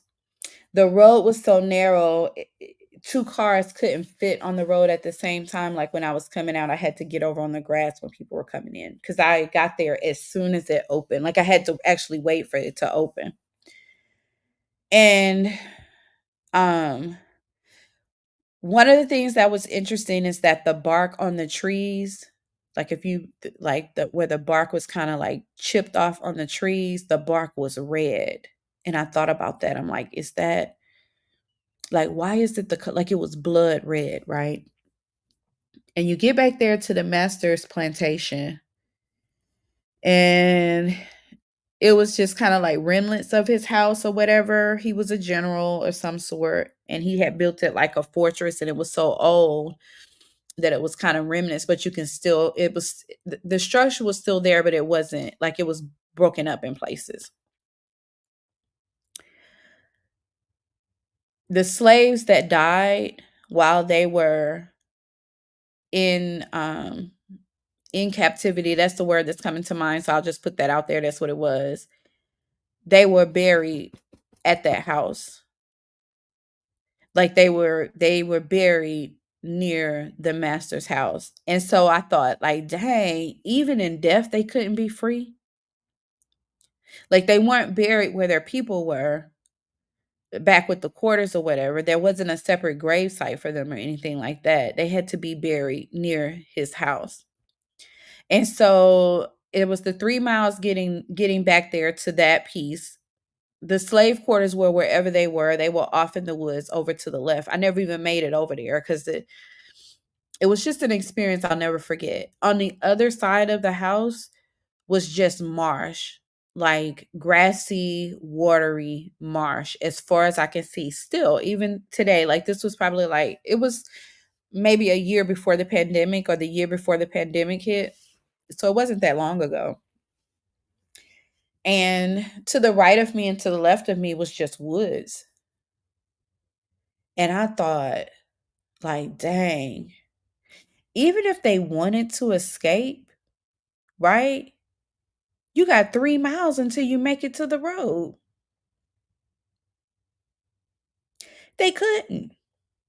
And then if you back up, if like that is just all that you don't even know what's outside of there, you know? Like where are you gonna go? Like I understood, not that I didn't have an understanding before, but in that experience, I understood why even if they after they were free, it was another 200 or 400 years or however many years, like they were still they didn't even know that they were free. That was just insane to me. And then the way that he had his house positioned, you could the only way you can try to get out of there is through the woods. You couldn't go through the marsh because that was on the other side. That was part of his defense. And then when you got to the road, the houses were so far in between. And it was this one major road. Like I said, I didn't stay there long. Like I had plans to kind of, like look around and really glean from the experience. Um, but my energy, like my soul was starting to get disturbed. Like when I tell you I was having get the heck out of here energy, that's the way I was feeling. Like leave and leave now. Like that's how I was feeling. And I started to get flushed and to where by the time I started making it back to my truck, I ain't gonna even lie to you, I was almost in a trot. Because I wanted to see the burial place, right? And so like they had like a visitor center, and the visitor center kind of gave some of the history. And the way that they presented the visitor center is how they presented it to the north. Like it was this lady that had a bunch of kids and she was the seamstress, and who her job was like she made a lot of the clothing and the cloth and stuff. um it was some Indians there, which that kind of because my grandfather is like my grandfather is Indian and my grandmother was like Southern Baptist or whatever. And so that piqued my interest. And so I wanted to see where they were buried, like I wanted to kind of, I wanted to go to that space. And so the guy told me that they were buried at the master's house, but the foundation was taken up when the new generation, when they sold it and the generation um built their home or whatever, the ones that still live there, they took up that foundation, took away which kind of made the structure kind of crumble, right? And so one thing I wonder was why did they take up that foundation so many years? Like, why did you do that? Like, I'm always into a conspiracy theory kind of thing. But then I said, well, they didn't take up the burial site. Like he said that they weren't there because they took up the foundation, but they didn't take up the burial site. So that's why I went. Girl, I had to get the hell out of there. I had to get the hell out of there. And even when I was leaving, and I got pictures of it somewhere. Like I still have pictures of it. I may upload it or something because it was an experience. So even when I was leaving and I had gotten to my car and I was coming out, people were starting to come in, and they were, because it was a state park. So people were coming to come in, and the state park, they come there to pay homage to this general who kick started the financial stability of Savannah with his trades and things like that. And so that also rubbed me a certain way. Like everything that went on there, people are coming to celebrate this man who held these people in bondage for, you know what I mean? Like it was just the Jason, you over there saying, it was, girl. Like it was just an experience. And so as I'm coming out and the people are coming in, I started to feel like they were trapping me. And I know that they weren't, but I was just thinking, like, dang, if I was, because I always said that it was no way I could survive. Like, if I'm telling you, if there's a system for me to buck, I am going to buck that system. I have been like that my entire life. Um, I wasn't a bad kid, but if it was something that I didn't want to do, I wasn't doing it. That's just point blank, period. So, in that experience, I'm like, dang, even if you wanted to get away, you couldn't. It was 3 miles to get to the road. The other thing that is a good thing, I would say, so, like, as the cars were coming in and I started to feel trapped, and it was like, I'm coming out, so I feel like I have the right of way. Um, these men, they were, like, taking over the road. Like, I was the only one of us that was there visiting this space. Let me just say that, right? I'm the only one there that's visiting this space. So they didn't wanna let me get off like, it was as if it was like a chicken, like playing chicken kinda thing. But I ended up pulling over, letting them pass and just kinda inching my way out, and I think that increased my anxiety, and so when I got to the road and I got on that main road, when I tell you, I felt like I had them in the truck. I felt like some had jumped in the truck with me. It was the most craziest experience. The other piece that kinda that helped me settle, help my spirit settle, was the houses that are around there are regular homes. And so I understood how other cultures played a role in slaves actually escaping, and like how they said they had lanterns out or whatever it was that said that this was a safe space when they would escape and get out, like if you made it here you were safe or whatever. Like white people really put their lives on the line, to help that movement that allowed the slaves to get to the North and kind of tell what was really going on, which kind of sparked the Civil War. Like that's them, getting out by any means necessary and showing up in the North in the position that they were in, shed some light, because what the South was doing was just taking pictures like they were willing participants and they were giving them housing and food and things like that in exchange for their employment, but that's not what was happening. So I did get an understanding of the role. Like, if it wasn't for white people who cared, a lot of people wouldn't have gotten free when they did. And they may have even been in bondage even longer. Because again, it's 200 or 400 years, that once Abraham Lincoln, and I'm not a political history kind of person. History has always bored me to pieces, so don't quote me on that. But he signed for them to be free, but the South wouldn't let them be free. And so hundreds of years they were still not even knowing that they were free. And seeing that space and seeing some of the things that would happen when you were caught running or whatever, like I understood it. It put so many things into perspective. But it also put into perspective, like, dang, I understood why some working allies, I'll just say that because I try to get away from using the terms black and white and the separation of it all. Like, I try to. Sometimes you just can't help it. So I just call them allies. But I understand why those allies, because they were hardworking too, and they knew what was happening on those plantations, and they weren't getting the benefit of it because it was really a political thing.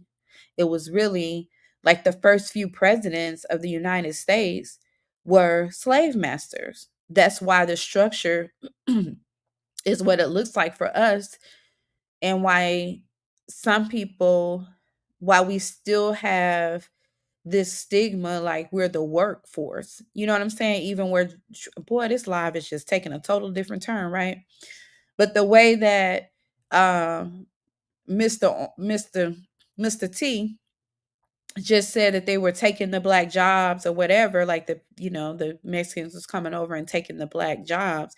Like low key, that's really, and I ain't trying to, I would rather be a person that position to just kind of help us level the playing field as a people, which is why this topic is here, right? I try not to speak from the whole separation type of thing, but I mean that's just the real deal Holyfield of it. So in seeing that, right, in seeing that and the structure, and how these homes were kind of like positioned, I felt a level of appreciation, even though it's many, many years from where from any existence that I had.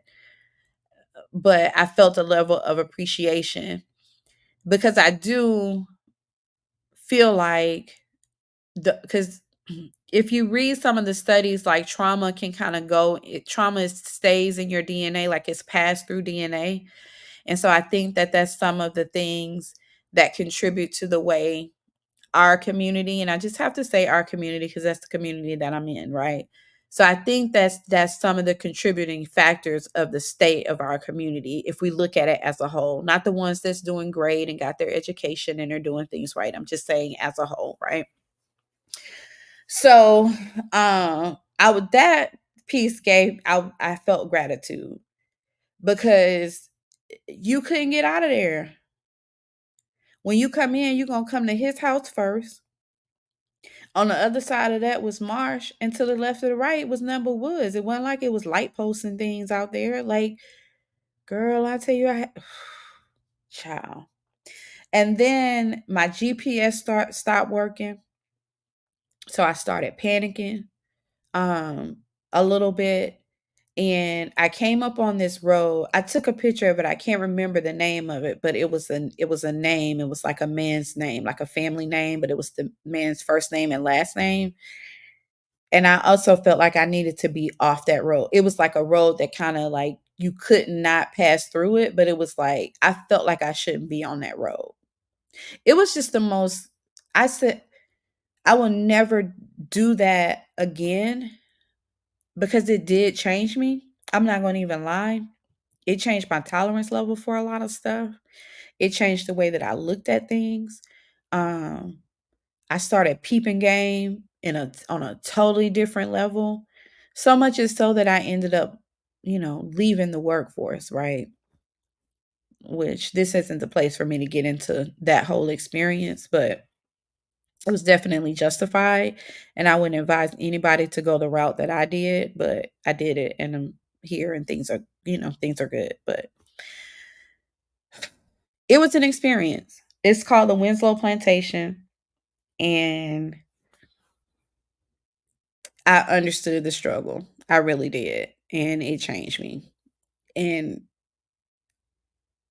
I'm still kind of annoyed that it's a state park that people go and have picnics and weddings, and I mean they just do everything that you do at a state park on top of all the bodies that are there, Um and that even in death they still couldn't, if you wanted to go see your family member or go and visit the grave of your family member, you had to you couldn't go outside your door and do it. You had to go to master's house, and who's going to go and do that in that climate? Like, it was just the insanity of it all.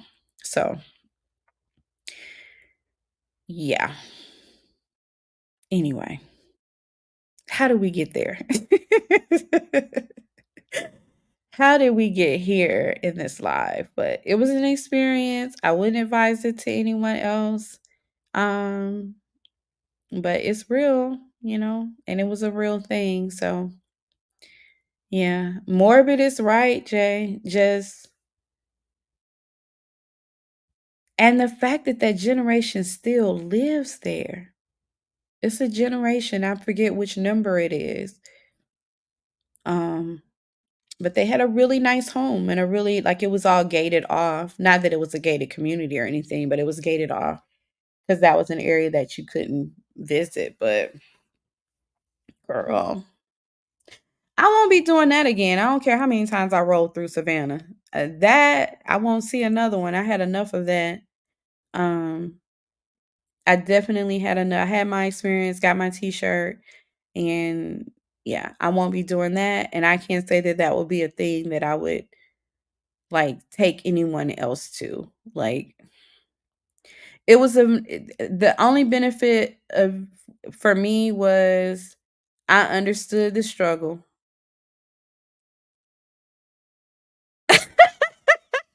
Jay said how you went down a whole rabbit hole, and I'm over here eating popcorn and totally interested. It's interesting. It is interesting. I'm glad you could be entertained, girl. That was so funny. I pictured it. I totally pictured that. Girl, I won't do that mess again. I promise you I won't. I will never, ever, ever in life do that again. But I did take pictures and I mean I may upload them and do like a little story time or something. It's not this channel's, platform. I'm trying to be good to the algorithm and do what I'm supposed to do over here. Try not to be too rogue. Uh, you said I like hearing old stories. My dad used to tell us stuff all the time, and I would just sit there and listen. I think it's important. My family did that too. Like I think it's important to kind of know where you come from, to kind of know how we got here. It just it says so much. You know what I mean? Like it's such a connection. And I have a so like how some people have a thing about cemeteries and stuff, you know? I don't really there's this my favorite place in Atlanta is this cemetery. It's like the oldest cemetery in Atlanta. It's called Oakland Cemetery. And it's beautiful. Like it looks like a park. It's so beautiful. People actually go and sit and eat. They have different events there and different things. Like it's a beautiful, beautiful cemetery. It has so many famous people buried there. And um the Civil War kind of ended there in that space. Like a part of the Civil War in Georgia where they kind of whatever it kind of ended in that space. Well, there is an African American burial grounds there. You said, "Oh no, ma'am, girl, I'll go and work out." It's like one of my favorite places to work out in a cemetery. Yeah. But I mean, it's a tourist place and it's beautiful. If you ever go to Atlanta, you have to see it just one time. But there is a spot in the cemetery. Now, yeah, I'm definitely not gonna be in there at the nighttime. No, ma'am, no, ma'am, Pam. I'm with you on that. I'm with you on that. I'm with you on that. Definitely not being there at nighttime. It's daytime, and I will go there and work out because it's a lot of hills and things. But they have the African American burial grounds there, and it's a prestigious cemetery, and so we couldn't buy burial plots there. But eventually, the African Americans got themselves in a position where they could, and the plots are numbered, like, it's about 14 plots that are numbered, that are historical, and you can call a number and put in the plot number, and it will tell you about the history of this person. Like, the first dentist who his dad was a slave, master that was also a dentist, and he was biracial, and he taught him the business, and he opened up the first African American dental practice there, and they tried to shut it down and different things like that. Girl, be careful when you go. We off the chain. But the Oakland Cemetery is definitely worth a visit, I would say. Um, but that's where I'll go and work out and sit. It's an educator that's built there that was had the first black school, and all his staff was black, and he did some amazing work. Like, it's just, to me, it is aspiring, and a connection to what we're capable of. Um and just how Atlanta was kind of built, like, on that terms of the black excellence there, and all of that. So I like it. So I just said all that to say that I can find myself in some spaces, especially if it's some history involved connected to us.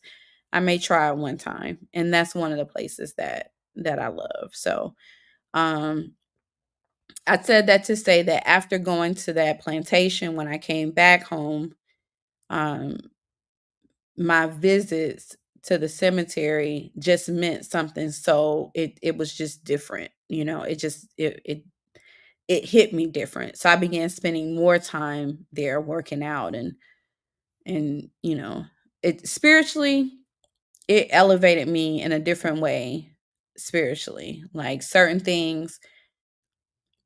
experiences I can't even be present for. My spirit will start jumping out of its skin. Like, I can't even pretend that it's okay. It just, like, things just kind of shifted for me. So, anywho, I guess that was a good little story time where family business kind of led us over into the plantations and the cemeteries in Georgia.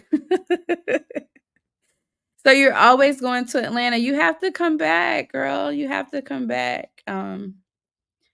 You know, I mean, it's definitely off the chain, definitely, but it's still a fun place to be.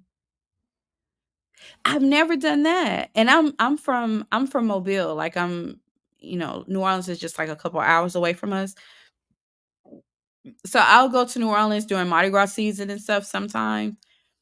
And you could drink at an earlier age. So even when I was high school, we would go over there to New Orleans to party and stuff. But I've never done the cemeteries there. How was that for you? They're on top of the ground because it's like a bowl or whatever. I've never done that. I've never done any of the voodoo-ish things that they have there. Oh, you're not far. You're in Alabama. I'm from Mobile, so you're definitely not far. You're on the border, I guess. I didn't know you was in Alabama, girl. That's why we're connecting. We're homegirls, chick. Yeah. But I mean, I love New Orleans. It was creepy, girl. I can imagine. That may be why I ain't never, like, above the ground. No, ma'am. No, thank you.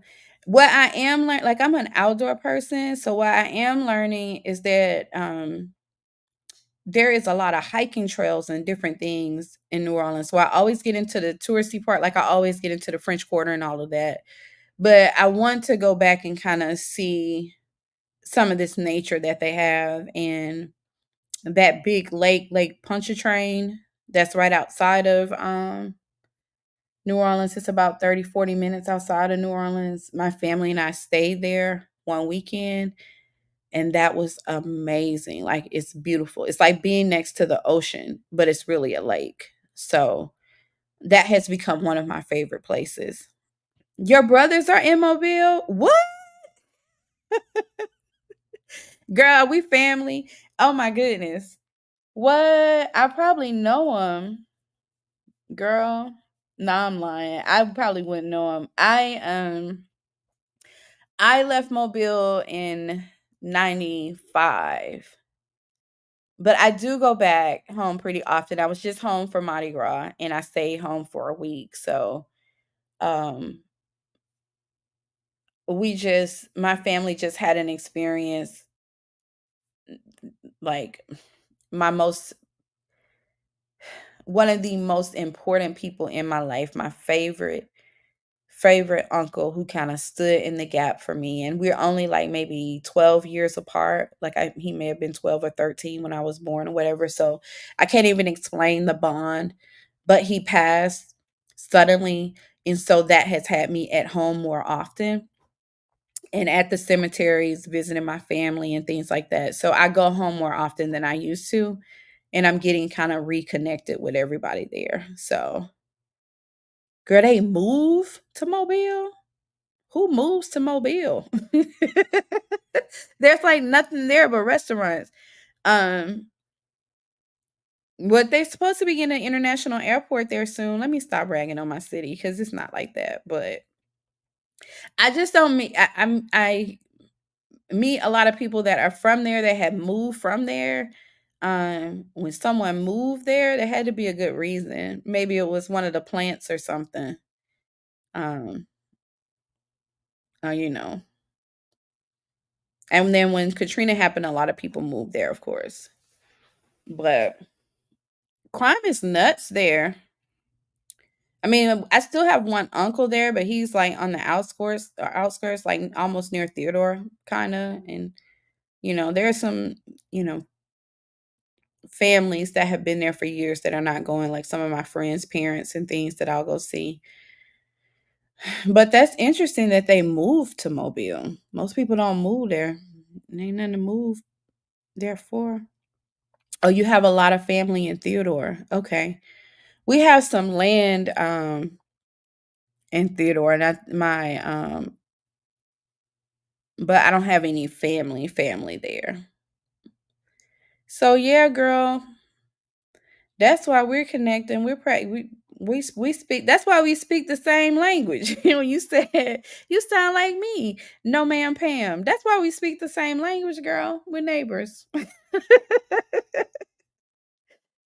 I mean, but good for your brothers to move down there. Have you done Mardi Gras there? Have you ever gone to Mardi Gras down there, Mobile? I'll probably be back for Mardi Gras. That's be the next time that I go and go and socialize, hang out. I dip in all the time and just see my family and do some stuff, but I don't socialize. But yeah, girl, I was born and raised there. I high school, yeah, I graduated down there and I moved um to Atlanta in 95, joined the military from there, and then when I came back from the States, you said you're not interested. I don't blame you, girl. Don't do it.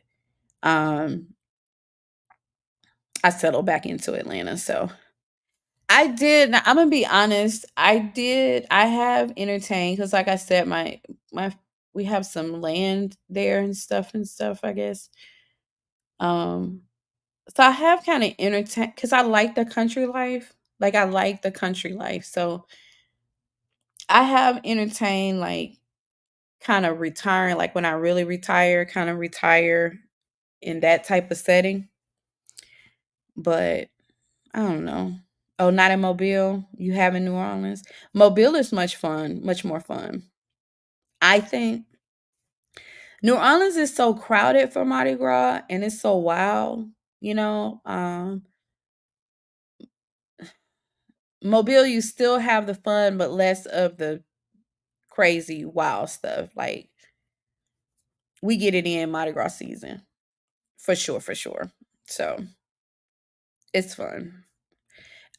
For me, honestly, during Mardi Gras, like if I go over to New Orleans, it's a big parade that they have that has all the HBCU bands and the college bands and stuff. I'll try to make that parade.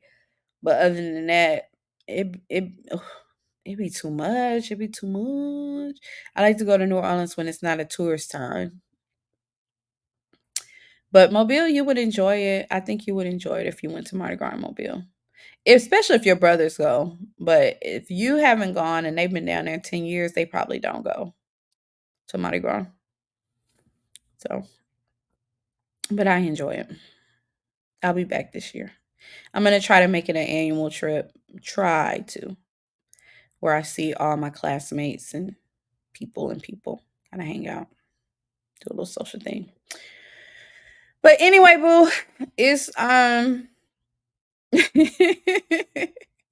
What you laughing at, Jay? Talking about me in New Orleans? Girl, I can't deal. Them crowds, they start getting me, I get nervous. I get nervous. Um, I get real and I start getting antsy. Too many of us get together and then other things jump off. You find yourself running. And hopefully you fast enough. Like I'm just being honest about that. But anyway, I'm gonna go ahead and head off. We've been on here for 2 hours. Yeah, but totally off track. I still enjoy the live though, and you pop in anytime you want to and blow my chat up. I want you to consider coming up here. Um, oh, I want you to consider coming up here so we can chop it for real. But I do appreciate you hanging out with your popcorn, listening to my stories, especially about the Winslow plantation. And I'm gonna head over and watch your uh yeah, with the crowds and running and people jump off. Girl, you can't be too careful these days. But maybe some things can change. I still have faith in us. I really do. I'm gonna put my Andy hat on when it comes to that. I think we can catch up. Should we structure some things? But I appreciate you. I really, really do. I'm gonna do a quick little workout. I need to get that in real quick. And then I'm gonna check out your stuff for today that you put out today and see what you're talking about that you messed it up. I bet it's not so bad. I appreciate you, Jay, so much. Thank you for hanging out with me, and we'll talk soon. Bye bye.